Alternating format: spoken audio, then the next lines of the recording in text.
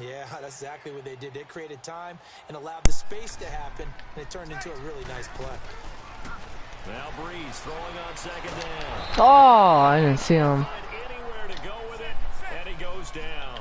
Matt Longacre in there to drop him, and it'll be a loss of about 8. Now Breeze on third down. Out of the backfield, that's complete to Kamara.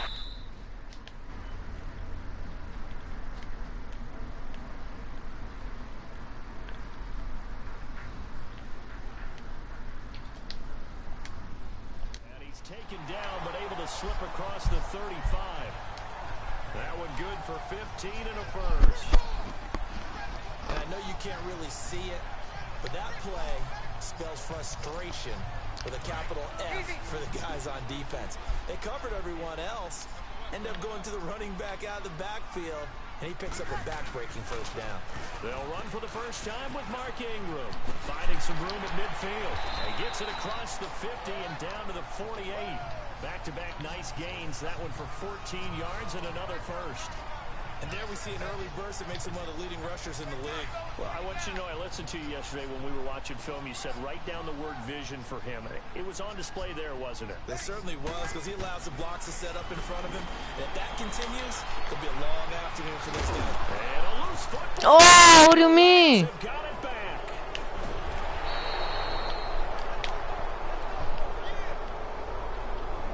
We have seen this before, and we know coaches preach about this and work on it all the time. Catch the ball, you know there's going to be some... Oh, let's go. The ruling on the field is reversed.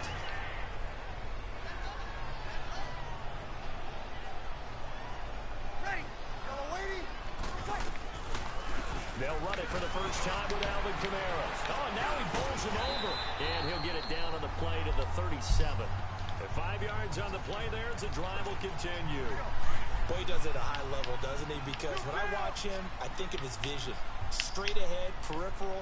Also has that sense of where holes are going to be before they actually open. I think that helps set him apart from many of the other backs in the league. Breeze now on first down. On target over the middle to Hill. And inside the 20 before he's brought down. They call it a gain of 19, and it moves the chains. And there's a completion to the tight end. And look at the size of these players nowadays. At that spot, 6'4", 6'5", and up. A lot of guys used to be basketball players, somehow came back to football. That's really good for the game of football. You're getting better athleticism, great hand-eye coordination, guys who know how to control their bodies when they run their routes. So much goes into a successful play, doesn't it? How about that play action there, freezing the defense just enough to bring the tight end free downfield for the completion. On second down, Ingram. And forget about finding a lane. He barely had time to look up before he was planted in the backfield. That'll be a loss of a yard, and it leads to a third down. Here's Breeze to throw. Buying time to his left. Oh. And this is going to be incomplete. There defensively was John Johnson to knock it free. But now before they run this fourth down play, we're going to get a timeout.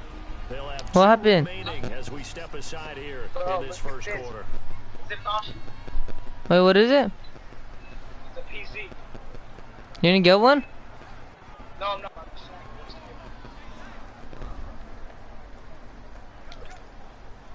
On fourth down, off goes Drew Brees, and on comes the Saints kicker Will Lutz for the field goal attempt. I might get AirPods.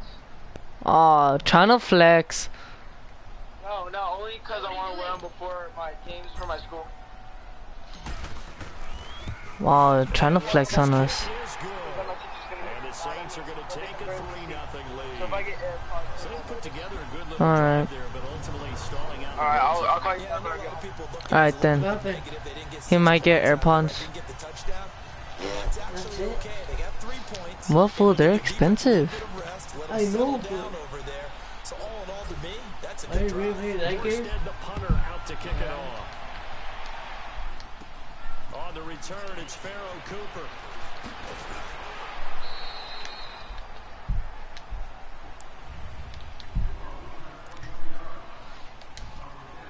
Goal will lead the Rams up here 1st and 10 right at the 30.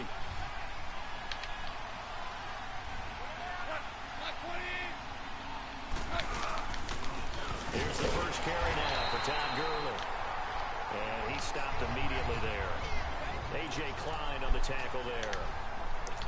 I know the scouting report on him is that he doesn't possess the eye discipline to be an elite linebacker. What that means is his ability to read, react, and make a play.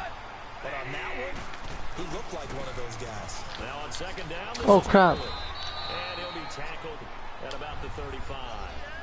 It'll be a pickup of 5, and that leaves him with 5 more. 3rd and 5 now. A quick burst there, and he nicely bit off a pretty decent gain.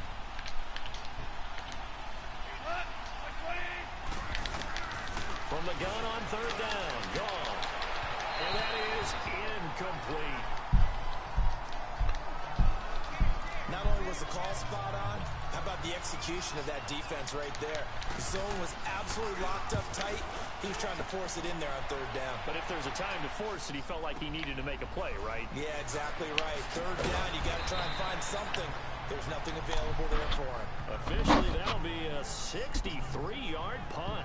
Well done. And the Saints will take over with a 1st and 10 deep in their own territory. The football going back over to the New Orleans Saints, and a team this year, Charles, that really took off after that Week 1 loss. For me, it all came together Week 9. You think back to that game when they beat the Rams, knocked off their undefeated streak to start the regular season. So now, are the Saints really Super Bowl winning contenders? I mean, do you put them in that category? Oh, I certainly do, and I think people were wondering how they would respond this season after what happened to end last season, the Minneapolis Miracle, where they ended up giving up the touchdown pass in the last play of the game in the playoffs. And when it started losing at home to Tampa Bay, many wondered if their psyche had really been affected, but they've regrouped since then.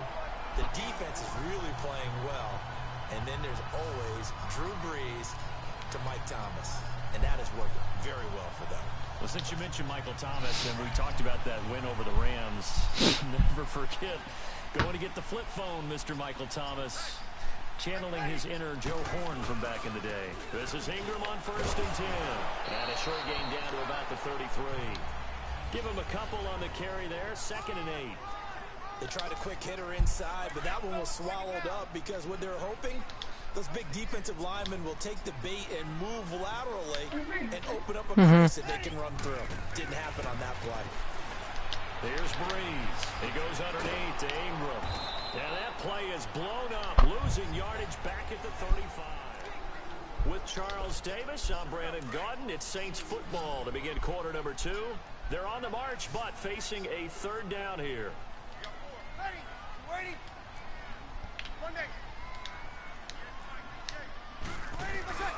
Shotgun now for Breeze. And he locates Josh Hill complete. And inside the 20 before he's brought down. 3rd catch of this first half for him, and this one is a 1st down.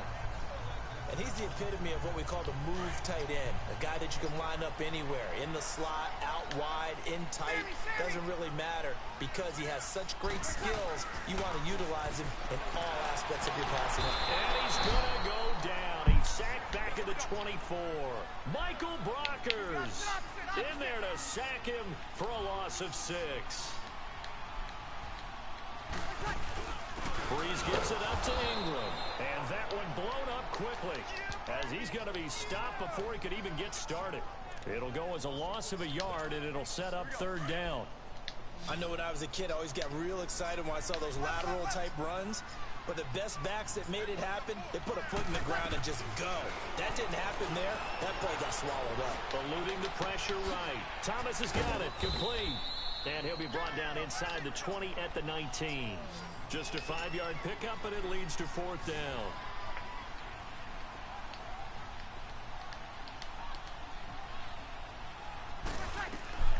Breeze going to go on 4th down.